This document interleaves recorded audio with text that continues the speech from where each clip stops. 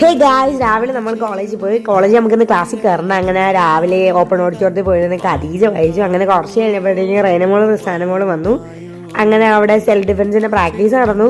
ഇടയ്ക്കൊരു ഗ്യാപ്പ് കിട്ടിയപ്പോൾ ഞങ്ങൾ മൂന്നുപേരും പോയി ഓരോ ബർഗർ കഴിച്ചു. ബർഗർ അല്ല കഴിച്ചത്, അത് സാൻഡ്വിച്ച് ആയിരുന്നു. അങ്ങനെ അതൊക്കെ കഴിഞ്ഞ് റൈനമോക്ക് ഒരു മുക്കുത്തി വാങ്ങണമെന്ന് പറഞ്ഞ് അങ്ങനെ മുക്കുത്തി വാങ്ങാൻ പോയി. എന്നിട്ട് തിരിച്ച് വീണ്ടും കോളേജിൽ അങ്ങനെ എല്ലാവരോടായിട്ട് സംസാരിച്ചിരുന്നു.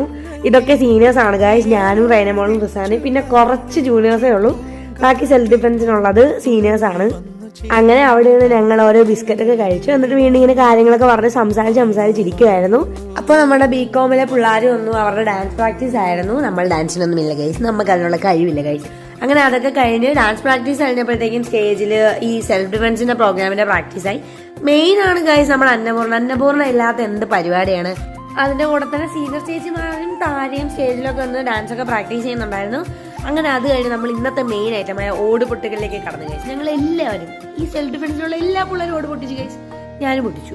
അപ്പൊ സൈഡിൽ ഓഡിറ്റോറിയത്തിന്റെ ഈ ഓപ്പൺ ഓഡിറ്റോറിയത്തിന്റെ ഡെക്കറേഷൻ ഒക്കെ നടക്കും. നാളെ ഞങ്ങൾക്ക് ക്രിസ്മസ് പ്രോഗ്രാമാണ്. ആ കൂട്ടിയിട്ടേക്കുന്നത് ഞങ്ങൾ ഇന്ന് പൊട്ടിച്ച ഓടാണ് ഗൈസ്. അങ്ങനെ ഞങ്ങൾക്ക് ഒരു സിനോപ്സിസ് സബ്മിറ്റ് ചെയ്യാനുണ്ടായിരുന്നു. അങ്ങനെ സബ്മിറ്റ് ചെയ്യാൻ നിന്നു. നേരെ കൊണ്ട് സബ്മിറ്റ് ചെയ്തു. അത് കഴിഞ്ഞ് നമ്മൾ ഇറങ്ങി.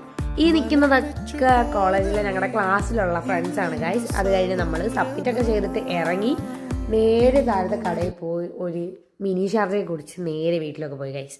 അപ്പോൾ ഇന്ന് ഇത്രയേ ഉള്ളൂ. Okay, by.